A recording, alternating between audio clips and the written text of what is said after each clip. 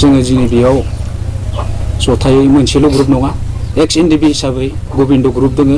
थिरेन ग्रुपनि दङ आरडि दङ एस ग्रुपनि गासैबो जमा लोगो नांनानै जोङो दिनै बिथां जोंनि एरियायाव सिगां 12 बोसोर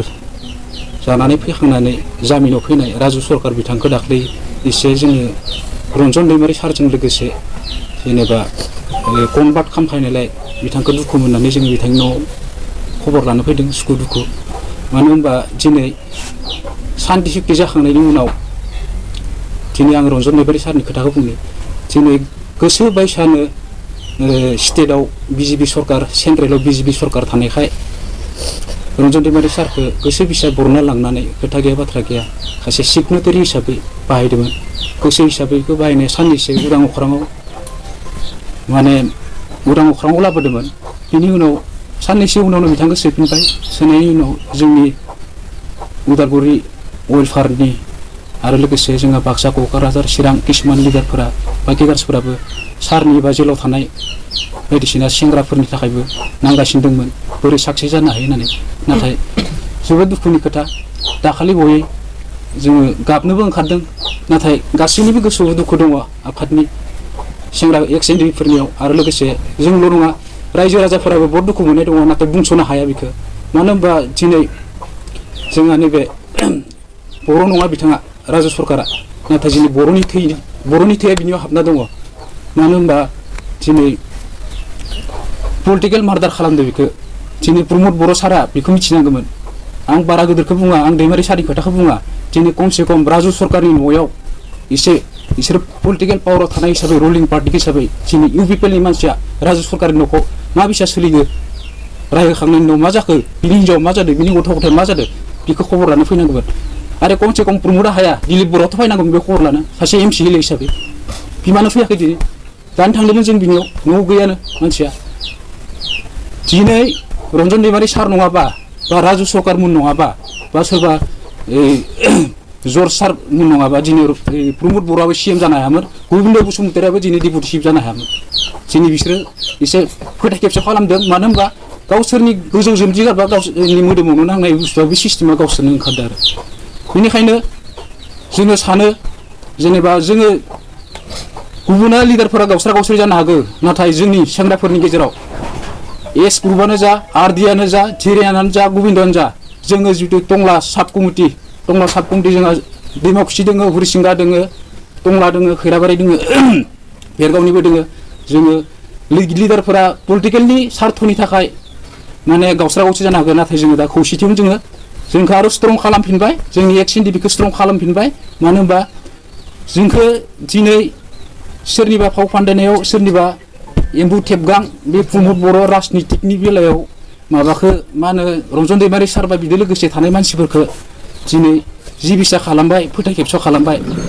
दिनैहालागै बे प्रमाना जोंहा नुजाबाय बे पलिटिकेल मार्डारखा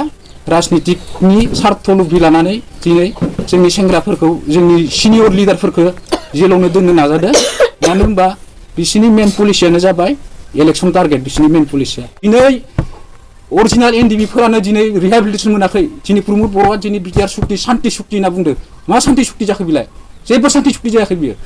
शान्ति सुक्ति जादोंबा रन्जन दैमारिखौ मानो बाहेराव बरनो हाया बिसोरो बेयाव थानाय आरो एसनि सेंग्राफोर 50 जननि गोजौ दङ बिसोरखौ मानो बरनो हायाखै दाबो आरो ओंखारना थानाय जामिनाव ओंखारना थानाय साननैसोनि थाखाय फैनाय मानो हेगारना होनांगौ जेलावनो लाखिबाय था बिसोरखौ मा नमुना बिलाइ मा प्लान बिलाइ बेखौ जों हमनो हायो बेनिखायनो आं खावलायो जाहाथे जेनेबा जोंहा आदा राजुआ जेनेबा बाइन्सास थांनांगौ जाबा थांनांगौ जागोन खिन्थु बिसोरनि न'खरखौ बिसोरनि गथ' गथाय आं बर' हिसाबै बिसोरबो बर'नि थै थानाय हिसाबै बिसोरनि गथ' गथाय आरो लोगोसे बिसोरनि बिसिखौ जोंनि पलिटिकेल पावाराव जाय लिडार दङ एसे खबर लाफैनो लुबैजायो आरो लोगोसे आङो गबिन्द सार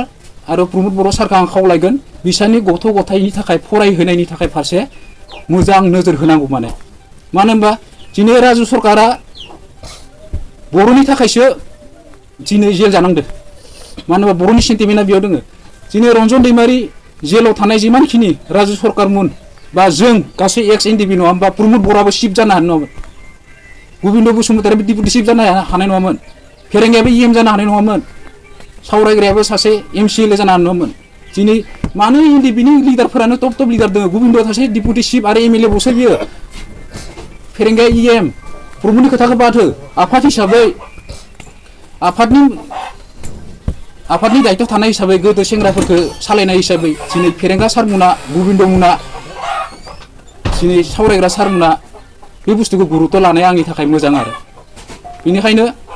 आङो बारा गोलावखौ बुंला जाहाथे बिसोरनि माबाया बर' रायजो राजाफोरा जोंहा खौसे जानांगौ खौसे जायाबा जोंहा जेबो गैखाला मानो होनबा दा जोङो रोखा नुलांबाय थादो मानो होनबा गाबोन सबनिया जोङो टंला बिसायावनो जों फायनो हानाय नंला बेनिखायनो बर' रायजो राजाफोरखौ खौसे जानो थिनदो आङो जों एक्स एनडिबि हिसाबै मानो होनबा दिनै जोङो मंगलियाव थांबाबो जोङो उग्रपन्थी होनना बुङो बर' मानसिखौ सासे पाब्लिक सासे फरायनाय मानसि थांबाबो बर' उग्रपन्थी आरो आल्फाखौ मानो उग्रपन्थी बुङा अखम सादिन ना मानो बुङो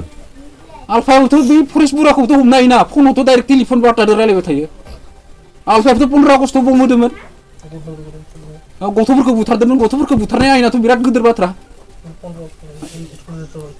बेफोरखौ मानो माबायाखै खिदानथ' लायाखै दिनै रन्जन दैमारि सारा दिनै एकर्ड जाखांबाय एकर्ड जानायनि उनाव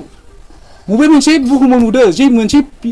सान्ति सुक्ति जानायनि उनाव सासे सिगनेटारिखौ जेल सिङाव सोना दोनो आरो लोगोसे बिनि लिडार केडार्सफोरखौ जेलाव दोननाय बर'बो गैया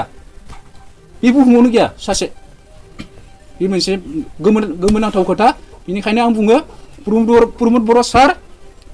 गोबिन्द बसुमतारी सार आरो फेरेंगा सार सावरायग्रा सार आङो खावलायो राजु सरकार लानि गथ' गथायनि दायित्वखौ